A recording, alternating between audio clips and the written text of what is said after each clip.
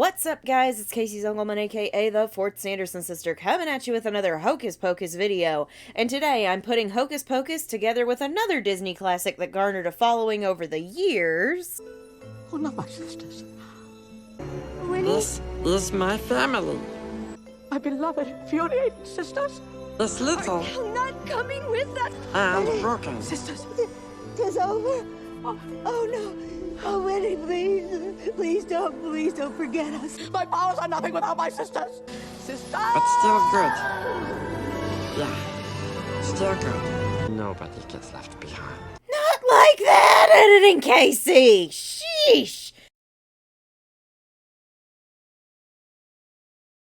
Anyway, since Lilo and Stitch is all the rage right now, and I recently revisited the original and the show with my best friend, I thought it might be fun to figure out which of the 628 experiments might be best friends with the Sanderson sisters.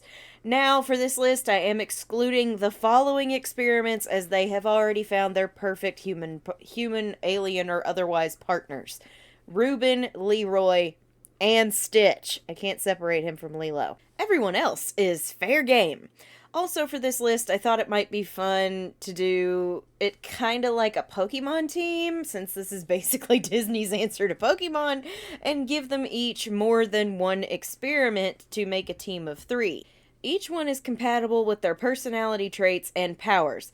Also, this list is just for fun. This is not to be taken seriously in any way, shape, or form, and I'm selling out to get a little foot traffic from the online searches for Lilo and Stitch content right now. And I'm a little whore. Let's get started, and let's have some fun. So first off, let's talk about which experiments would be most compatible with Mary Sanderson. Yeah, I'm changing up the formula and starting with the middle sister. What are you gonna do about it? Let's look at her attributes and determine who would be most fitting. Mary is fiercely loyal to her Ohana. She has tics like a canine, not the insect. The behaviors like the barking. She loves to eat, and she can be scary when she needs to be. She also has an affinity for torture, it would seem. But Mary also comes across like your favorite aunt, who's a little quirky, but you know the hug you're going to get from her is about to be therapeutic. So she does have a softer side as well, and we've seen that throughout the course of the films. The first experiment I can see Mary befriending is experiment 586, Tank. Tank is designed to eat any and all metal he finds, and after consuming it, he grows in height as well as girth, basically turning into a kaiju. He's very destructive, but only where metal is concerned. Kind of like Mary with kids. She's deadly to children, but we don't really see her being as aggressive towards adults. In fact, we often see her being pretty friendly with other adults. Is that what I look like? Damn, girl, we look foxy. Oh. So Tank would fit in well with her as a companion and a destructive force. Plus, the larger he grows, the easier it will be for her to get around. He'd be an amazing kaiju-sized steed for her to ride on. It'd be pretty cool. But piggybacking off of the eating thing, the next member of Mary's Ohana is experiment 062, French fry. Get ready to tug your collars, maybe clutch your pearls a little bit for this entry, because it's gonna get dark pretty quick. French Fry has the almost supernatural ability to whip up delicious meals in seconds for his friends. The food has absolutely zero nutrition in it, so when the diner is finished, they're still hungry, so he feeds them more. The more they eat, the fatter and bigger they get, even swelling to the size of a whole room in less than a day, as proven by Pleakley in the show. This is French Fry's real motive. He fattens up his victims, and once he thinks they're sufficiently round, he cooks them and eats them. Whoa, Daddy. Yeah, this was in a kid's cartoon show. And honestly, I won't lie, his episode kind of freaked me out a little bit as a child. Not that I'm not rotund now, but it's still a little creepy. A little bit much. But French Fry actually fits into this team extremely well, considering the dark stuff we know Mary enjoys too. Again, it's passed off as a joke in the movies, but it's pretty clear that she, and even her sisters, snack on children. With French Fry's skills as a surefire way of fattening up unsuspecting children, then doing the cooking himself, Mary would be all set to go. She'd probably even split the finger sandwiches with French Fry. Oh God, I have to stop, because the heck, 90s and early 2000s. The heck. So, let's shift our focus to the last member of the team, and the one I honestly think would be Mary's Stitch, so the one she'd be closest to. Her last team member is Experiment 158, Finder. Finder's special ability is, well, finding things. Anything you can think of that is lost, Finder can retrieve it. He can find things that aren't even lost, that are secrets. He can find anything. This experiment would be ideal for Mary, as he would be the perfect tracking partner and hunting partner for her. She and Finder would be the best trackers in the country, able to find anything or anyone. I love that Finder shares Mary's ability and should be able to keep him close by, unlike the other two who would be busy causing trouble, because he is a little friendly and a little cuddly boy. Not to mention he also shares Mary's signature color, red. I think that's even better. He also is really stinking cute, which I think complements Mary's kindly aunt persona really well. She has her cute and cuddly moments too, so I could see her and Finder becoming very close. So I think she needs a team name. Her Ohana needs a team name, so let's call them Team Sneaky Snack. Sneaky for Finder and Mary's powers, obviously, and Snack for the team as a whole because they typically like to eat. Up next, we have Sarah Sanderson and her team of experiments. Sarah's personality is pretty fun. She's a little bit ditzy, a little bit sexy, a little bit smart, and a little bit deadly. Her power, of course, is hypnotic singing, and honestly, if you wanted to go a step further, you could even say 100% seduction as a bonus. Roll for charisma. She has a backbone, but doesn't use it until she's been pushed too far. So, let's check out which cousins would be part of Sarah's Ohana. First up, we have Experiment 383, Swirly. Swirly has the ability to hypnotize its victims, and they must obey the first command they hear. Swirly is tiny, he's cute, and his power is often triggered accidentally. This is something that would be amazing for Sarah to deal with, as she knows how to control her powers, and she could teach Swirly how to control his. It would also extend her reach beyond children, even getting animals and adults to follow her commands. She'd just have to be careful about letting him wander around the house in case he tried to get to her sisters. Although that could make for a fun Saturday night. Who knows? He's great at parties. Her next member is the adorable Experiment 323, Hunka Hunka.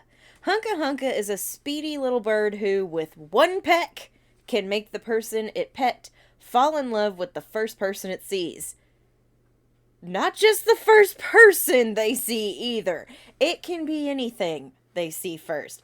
Man, woman, child, animal, or inanimate object. People can only be awoken from the spell with a cold splash of reality.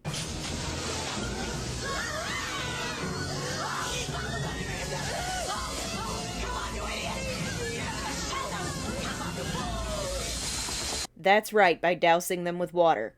Sarah Sanderson, the vixen of Salem, would love to have this little guy on her side. She would have an endless sea of suitors at her disposal with little to no effort on her part. Just release Hunka Hunka on the man she desires, give him a little peck, and make sure she is the first thing he sees. While she is more than capable of that on her own, we know it isn't foolproof since Max was immune to her charms. That said, the last member of her team, and who I think would be Sarah's Stitch, is Experiment 624, Angel. Angel is Sarah Sanderson as one of Jumba's experiments. I've thought this since I was a kid.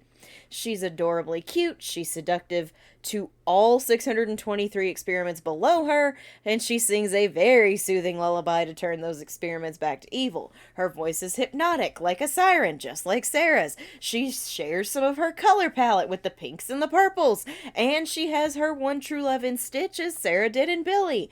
Angel also boasts a backbone when she needs it, just like Sarah has. Angel went against her programming when Stitch was about to die, as Sarah went against her programming to stand up to Winifred. Get them! Get them!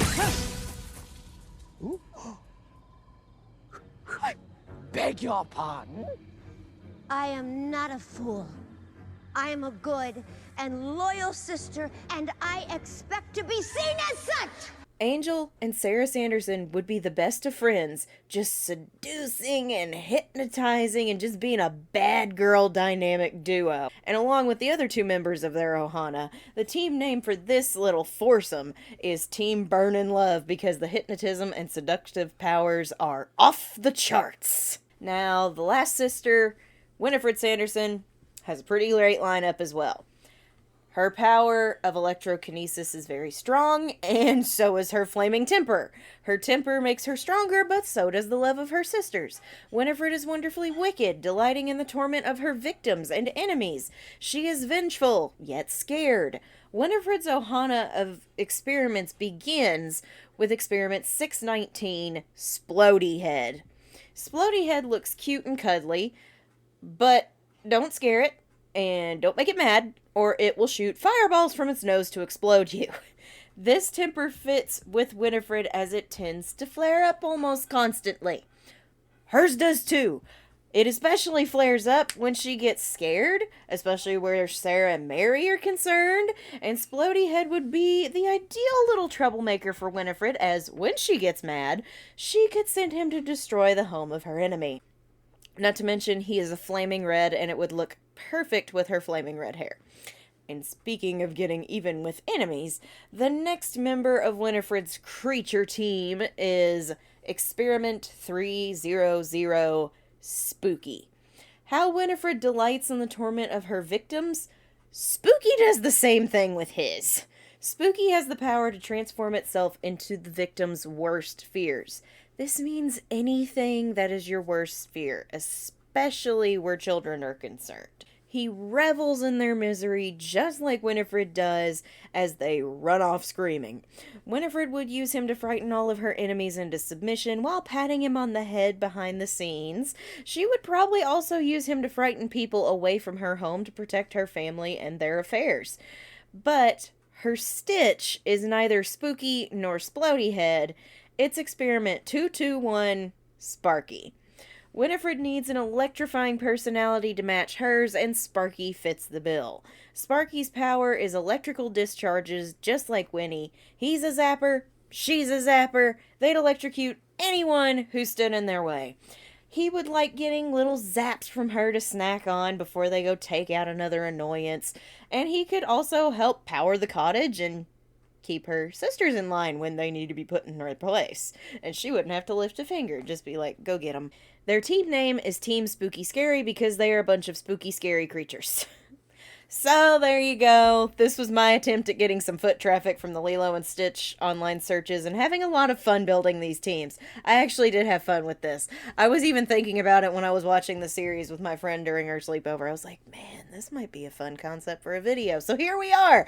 What do you guys think? Would you pick different experiments for them, or was I right on the money?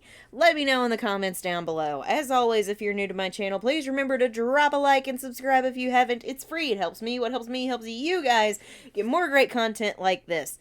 Thursday night, I'm back over on Twitch with more 4th place Tamarin because I didn't break the game and I was this close to doing it.